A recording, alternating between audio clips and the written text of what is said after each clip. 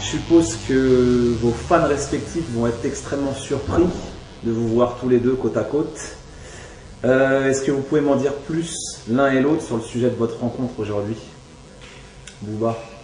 Bon, là-bas, je croyais que c'était le frère de Ophélie. On me disait Pedro Winter. Je dis, ah ouais, le frère d'Ophélie Winter. J'étais un peu à l'ouest. Mais après, quand on m'a recadré, t'as vu ses mains, t'as vu tout de suite voilà, que ça passait. j'ai vu que... Comment ça se fait que vous êtes tous les deux réunis là? Tu verras les photos. Je t'avoue, au début c'était cool, tu vois, bonne ambiance. Après ça s'est tendu. Tu vois, il a dit des trucs que moi j'ai pas trop kiffé. Et donc voilà, ça s'est fini On était obligé de mettre les gants. on a mis les gants quoi. Vous êtes battus? Bah, tu verras, regarde les photos. Hein, tu vois. Ah, vous teasez. Je vais pas faire Checker le fanfaron. Hein. Voilà. Checker YouTube dans quelques semaines. On peut revenir sur l'idée du shoot, parce que je regardais les photos d'Armen. Ça m'a rappelé un shoot mythique de Michael Husband avec Andy Warhol, qui est censé être toi, et Jean-Michel Basquiat. Mais non, tu t'es trompé. C'est une idée de qui à la Moi base? je veux être Basquiat et Booba c'est Warhol. Ah ok, alors c'est une idée de qui ce shoot? Pourquoi c'est ce une, shoot?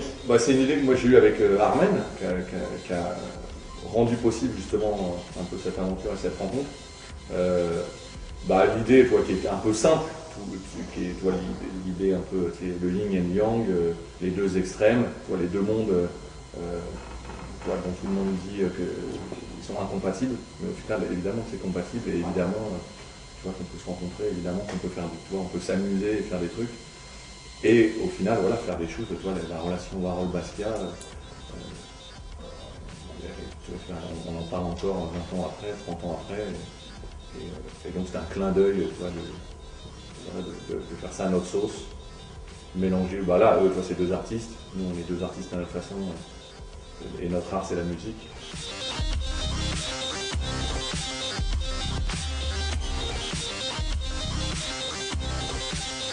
C'est quoi la chaussure que tu as au bout du pied là? La chaussure que j'ai au bout du pied, c'est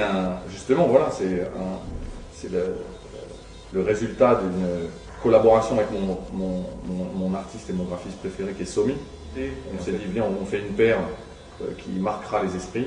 Et donc on s'est lâché, tant au niveau du choix des couleurs qu'au niveau de l'histoire, puisque il y a des petites conneries qui sont écrites sur la chaussure.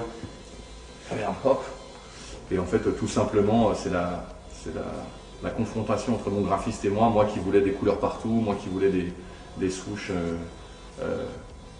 en vinyle et tout ça, et lui qui essaye de me calmer un petit peu. Et moi je me suis dit, pourquoi me calmer? J'ai la chance de pouvoir faire ce que je veux. Je vais pas me calmer, au contraire, je vais faire le truc le plus fou possible. Voilà, elle sera limitée. Et voilà ce qui la rendra aussi un peu spéciale. La mienne sera rouge déjà, ma couleur préférée. Rouge avec ma tatoueuse, avec qui je fais beaucoup de tatouages, qui s'appelle Laura Satana, qui a designé un tatouage un peu sur la semelle. Il sera en vinyle, je crois, sur le cuir suprême de Nike. Rouge sur rouge, mais les tatouages ils seront en relief vinyle. Okay. J'ai une semelle transparente avec sous la semelle le drapeau du Sénégal. On laisse nos amis graphistes. Le concept. On laisse nos amis graphistes qui vont regarder cette vidéo essayer de la redessiner. Ils vont la foutre là comme ça, ils vont mettre un pack shot. Et vous avez une idée tous les deux de l'endroit clé où est-ce qu'il va être possible où est-ce que ça va être possible de se la procurer, cette fameuse paire, la tienne, Booba par exemple? Moi j'ai une boutique qui se trouve à Boulogne, 7 rue Paul Bert, 90 en Boulogne. Donc elle sera en vente là-bas. Uniquement là-bas? Uniquement là-bas, ouais. Dans le monde entier, ce sera là-bas et nulle part, nulle part ailleurs. Et toi, Pedro? Et moi, 213 rue Saint-Honoré dans le premier, chez ma copine Colette. Et uniquement là-bas? Uniquement là-bas, on est en train de réfléchir. En tout cas, ce sera là-bas en priorité, en premier, chez Colette. Ok, préparez-vous. J'ai cru comprendre, donc vous n'étiez pas nombreux, je crois qu'il y a 18 artistes dans le monde qui avaient eu la chance de faire une Air Force One. Booba, pour toi, ça représente quelque chose de fort, d'avoir ton nom sur l'Air Force One? Ça doit être une des baskets qui se vendent le plus, j'en parle souvent dans mes textes. Voilà, j'ai plein de paires à la maison. Et toi, Pedro, tu les collectionnes? Ouais, collectionner, c'est un grand mot, mais c'est vrai que je commence à en avoir un bon paquet. Et la Air Force One, moi, c'est pas la connotation hip-hop qui m'a amené à Air Force One. Et évidemment, je connais le rapport, quoi, passer du monde du basket, là, voilà, du basket au hip-hop et tout ça. Moi, c'est juste, pour moi, la basket parfaite pour les jeunes adultes, quoi. Tu sais, pour moi, c'est plus une chaussure qu'une basket, en fait, la Air Force One, quoi.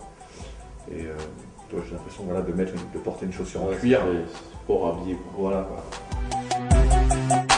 Est-ce que tu as l'impression que le clivage qui dure entre musique électronique, rap, hip-hop a tendance à s'estomper ou a tendance à s'amplifier aujourd'hui? Évidemment, c'est s'estompe. Ça s'estompe. En tout cas, moi, regarde qui était numéro 1 en 2007 aux États-Unis. Le single le plus vendu, c'est Kanye West qui a samplé Daft Punk. Regarde en ce moment tous les mecs qui font Lil Wayne et compagnie, il y a du vocodeur, en veux-tu, en voilà dans tous les morceaux.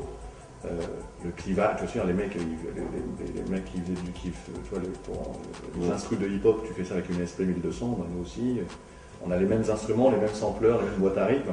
Après, c'était des histoires un peu idéologiques, des histoires de représentation, de guéguerre un peu institutionnelle qui finalement sont complètement obsolètes. Donc finalement, cette rencontre, elle est plus naturelle que... Elle est complètement naturelle, quoi. Et je pense aussi que vu que la mode elle change, tu vois, vu que le délire baggy, tout ça un peu à l'ancienne, truc super large, ça commence à disparaître. Je pense qu'en plus on se rapproche au niveau mode, quoi. Vous fusionnez les genres vestimentaires et vous fusionnez les genres musicaux. Je pense que tout va fusionner en même temps. Vous deux. Qui est-ce qui gagne le plus d'argent entre vous deux? C'est qui le plus riche? Pedro Winter ou Booba? Alors, ça doit être lui, ils vendent 300 000 albums. Moi je vends des albums, moi je vends des C'est albums. vrai que c'est lui. C'est lui? Mais je sais pas en fait. Ah, tu vends beaucoup de disques. Non, je sais pas, t'as une Bentley, moi j'ai un scooter. C'est un choix. C'est un choix. C'est un radin.